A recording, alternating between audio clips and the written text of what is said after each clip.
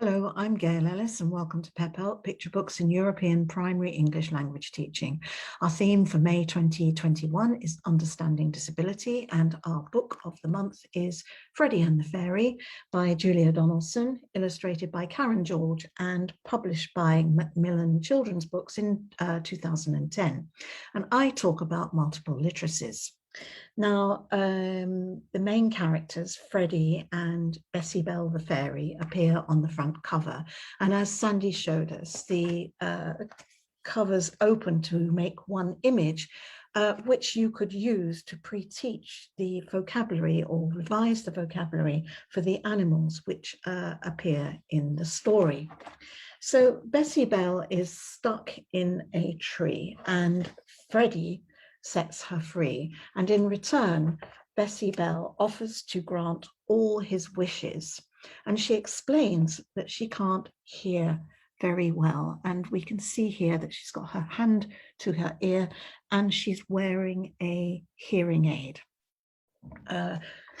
Freddie already has his back to her and he now thinks, and then he mumbles, "I wish I had a pet." So Bessie-Belle conjures up a net. "I don't want fish," said Freddie. "I'd rather have a dog." Now Freddie has his back to Bessie-Belle, so she conjures up a frog. "Let's try again," said Freddie. "I wish I had a cat."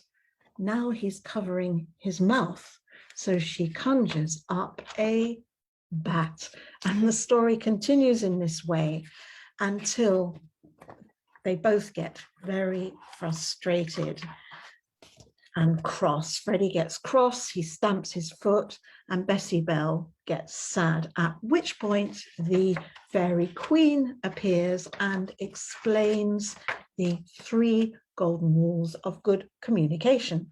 Rule 1, you mustn't mumble. Rule 2, don't turn away.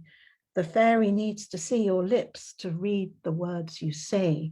Rule 3, don't cover up your mouth. She can't see through your hand. So Freddie learns these 3 rules and begins to speak clearly, and everything he wishes for comes true. Here he's wishing for a caterpillar, or very nearly. So we can see it's full of wit in typical Julia Donaldson style. So Freddie and the Fairy can be used to develop disability literacy, as it has potential to ease anxieties, overcome barriers, and to educate children about the skills required for effective communication, which are inclusive for all people. Effective communication is an important life skill, and it is particularly important when communicating with people who are deaf or hard of hearing. And I do also think that Freddie and the Fairy portrays the lived reality of deafness, as we witness the frustrations experienced by both Freddie and Bessie-Belle. Now, childhood is an important period for changing attitudes to or perceptions of disability.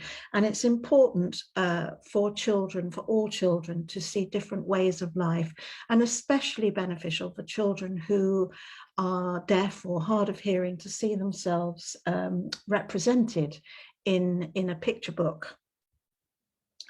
The picture book is the story is told in a mixture of narrative and dialogue, and typical to most of Julia Donaldson's stories, it's told in rhyme.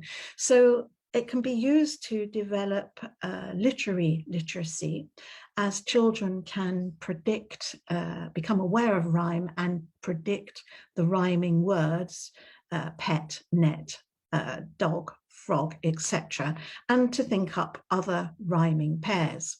I also think it's a great story to be acted out because of all the dialogue in it. So that's it from me.